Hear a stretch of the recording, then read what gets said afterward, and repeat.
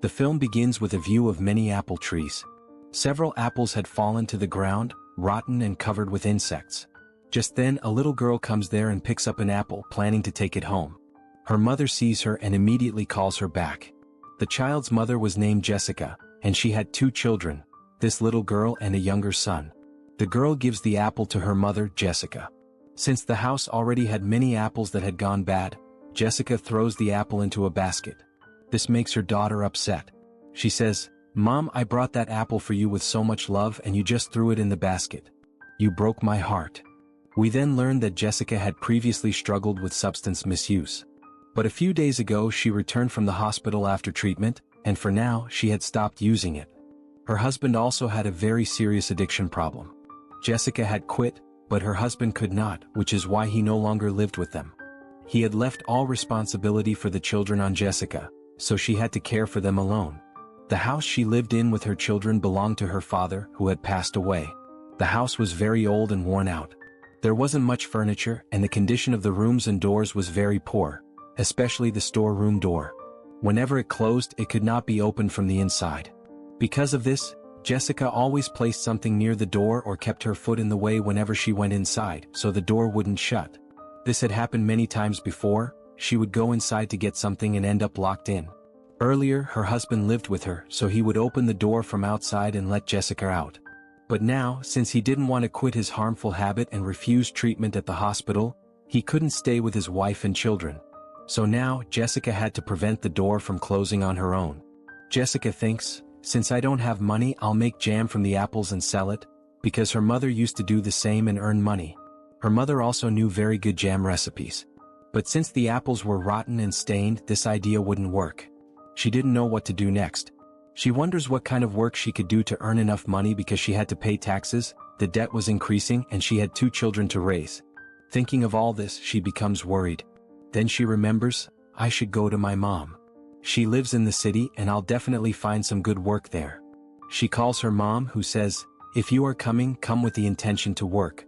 You may not be using harmful substances anymore, but earlier you did, so I can't fully trust you yet."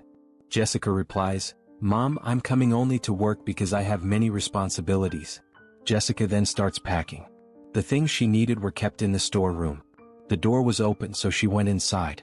Suddenly, a strong gust of wind closes the door, trapping Jessica inside. She becomes worried because her children are small, and she fears they might get scared being alone.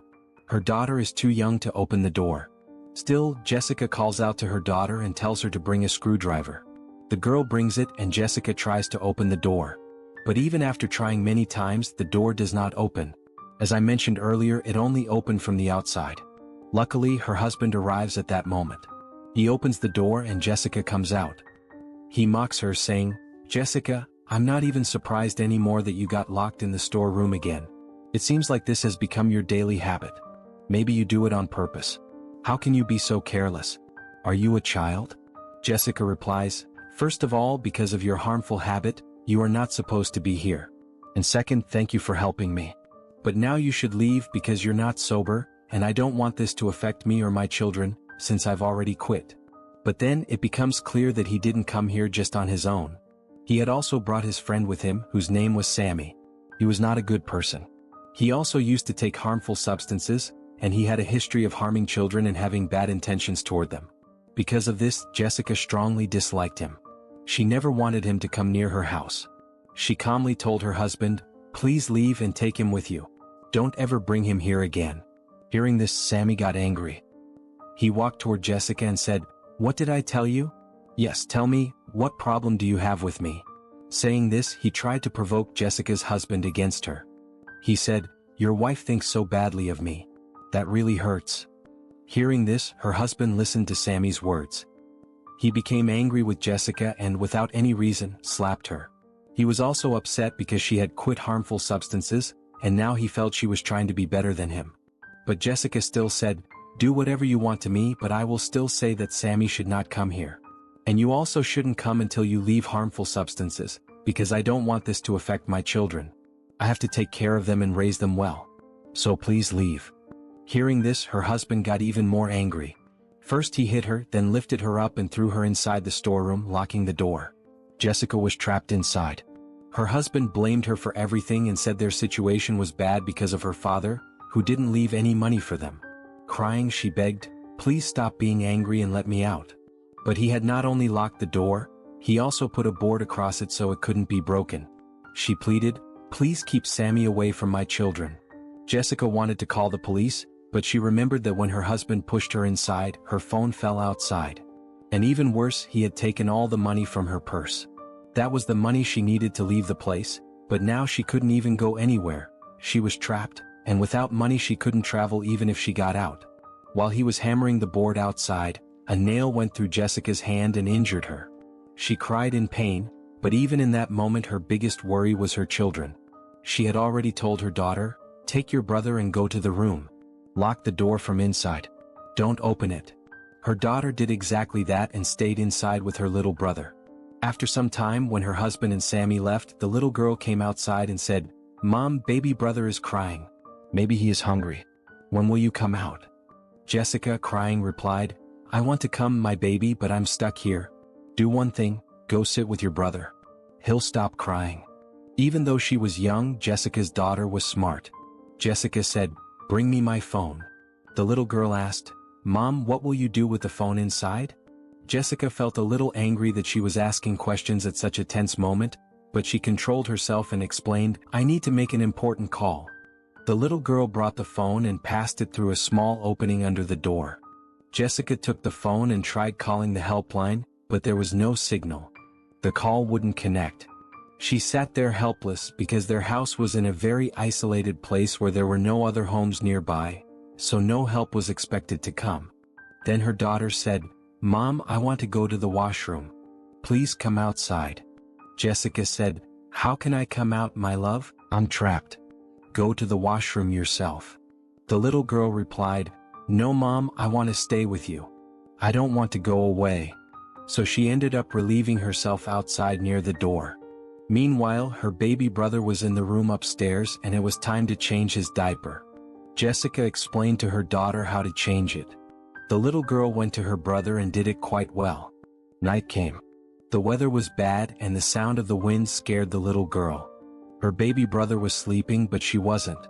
She lay down near the storeroom door. Jessica comforted her, saying, "My daughter, I will come out. Don't be scared, okay?" After some time, the little girl also fell asleep. She started thinking, "Why don't I just break the door?" In the morning, her daughter said, "Mom, we are hungry." Hearing this, Jessica gave them the jam stored in the room.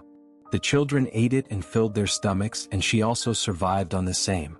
She hoped, "Today I will get out of here. Today my husband will come." His anger must have cooled down. But he did not come that day either. She knew she couldn't stay here any longer. Somehow she had to get out because the kids were alone and worried. They needed their mom. Her baby started crying and Jessica told her daughter, "Go calm your brother. When he sleeps quietly, come back. I need your help." After calming the baby, the girl returned. Jessica told her, "Bring something that I can use to break the door or the floor." But she was just a child, so she couldn't find anything helpful. Still, she kept bringing random things, sometimes a piece of wood, sometimes a toy, sometimes a spoon or fork. Seeing this, Jessica got very angry. She threw everything at the door and shouted, "What are you bringing? These won't work." The child started crying. Jessica immediately realized her mistake. She had scolded her too much. Jessica said, "I'm sorry, my love. I shouldn't have yelled. Please don't cry." Saying this, she herself became emotional and started crying. She had made many mistakes in life, and now she regretted all of them, especially marrying her husband. Inside the storeroom, she still had some addictive substances left, and for a moment she thought of using them. But she controlled herself with great difficulty. Since her daughter couldn't bring anything useful, Jessica had to manage with a screwdriver. She began breaking the floor using it, but she could only use one hand because her other hand was injured. It pained a lot and there was a risk of infection too. That day Sammy arrived, alone. Her daughter came to tell her, and hearing this, Jessica became very scared. She told her daughter, "Go to the room quickly. Close the door properly and don't open it." The girl did exactly that. But that dangerous man had already come, the same man Jessica feared. He began mocking her as soon as he arrived. Jessica said, "Please open the door." But he refused. "I don't interfere in family matters," he said. Hearing this, Jessica understood exactly why he had come, to harm her children. She became terrified and told him to leave and stay away from her kids, but he didn't listen. Then Jessica said, "I have something here, something my husband left. If you promise to leave and never come back, I will give it to you." Sammy agreed and said, "Fine. Bring it." But Jessica didn't trust him. She said, "I'm stuck here. I can't reach the door. Put your hand inside, I'll place it on your palm." Sammy became suspicious and refused at first, but Jessica insisted. The moment he put his hand inside, Jessica quickly pushed the screwdriver into his hand. Then she used a stone to drive it in even deeper. His hand got stuck in the floor. He screamed in pain, but because of his past addiction, his mind had become unstable. He began saying disturbing things. First he begged, "Let me go. I won't hurt your kids." But Jessica didn't believe him. She knew he was lying. Then he said he had gone to the hospital to recover from addiction, but realized that even if he changed or even if he died, nobody in the world would care. He began breaking Jessica emotionally, saying, "I know you want to use it again, you're just scared. One day you will give up and start again." Hearing this, Jessica cried because somewhere it felt true. But she didn't let herself break completely. Night came and it was freezing cold. Still, Jessica didn't free his hand. In the morning, her daughter started coming toward her. Jessica shouted, "Why did you come here? Go away." She knew that even though Sammy was trapped, he still had enough strength to grab the child. But the girl had spent the whole night alone without her mother. This time she didn't leave, she kept coming toward Jessica. And suddenly Sammy grabbed her. Jessica panicked. She had a lighter with her, and to save her daughter, she set fire near him. When the fire touched Sammy's arm, he let go of the child, screaming in pain. Jessica immediately put out the fire so she herself wouldn't get burnt. Sammy lay unconscious. It seemed like he wasn't alive anymore. Jessica felt completely broken. She thought of using the addictive substance to reduce her pain. But before she could, her eyes fell on the Bible lying nearby. She opened it. Inside were some dollars that her father had left for her. After reading a few lines from the Bible, she became emotional and cried. She threw the addictive powder away. She pulled the screwdriver out of Sammy's hand. He was unconscious, unaware of what was happening. Instead of breaking the floor again, she started breaking the ceiling. She succeeded and climbed up into the bathroom above. From there she ran to the kids' room. She was terrified something might have happened to them. Luckily, both children were completely safe. They were hungry. Their food was in the car and the key was with Sammy. Quietly, she took the key from him and took the kids toward the car. But outside, it was raining heavily. She forgot to bring milk for the baby, so she took the kids back home. It was winter and the children were soaked.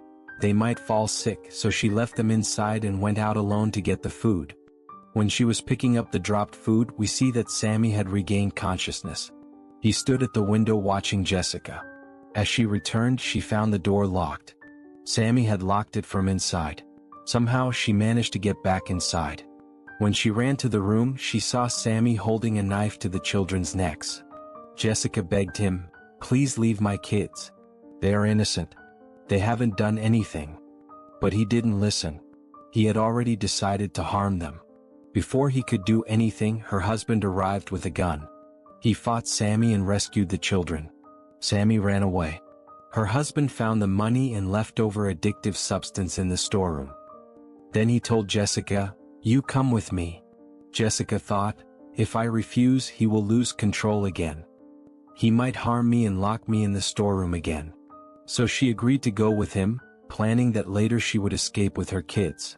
She sent him outside to get food from the car and secretly mixed sleeping medicine into his sandwich. He ate it. But then he took out a syringe.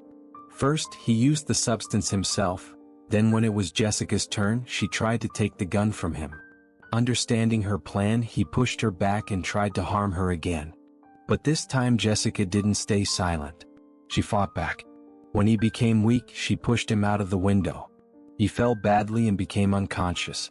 A few days later, we see that Jessica had learned to live on her own. She found a wonderful way to make jam, which was written in a book lying there. Earlier she never noticed it because she was always lost in addiction. Now that she had overcome it, she could think clearly again. She realized that she didn't need perfect apples to make jam. Even the spoiled ones could be used by removing the bad part. Everything improved, the house, her life, and she herself. She had changed completely. Money was no longer a problem. The jam business was running well, and she was raising her children lovingly. This story teaches us that addiction is a harmful habit. It is dangerous and we should always stay far away from it because people lost in addiction can't understand what is good or bad. With this message, the film ends here.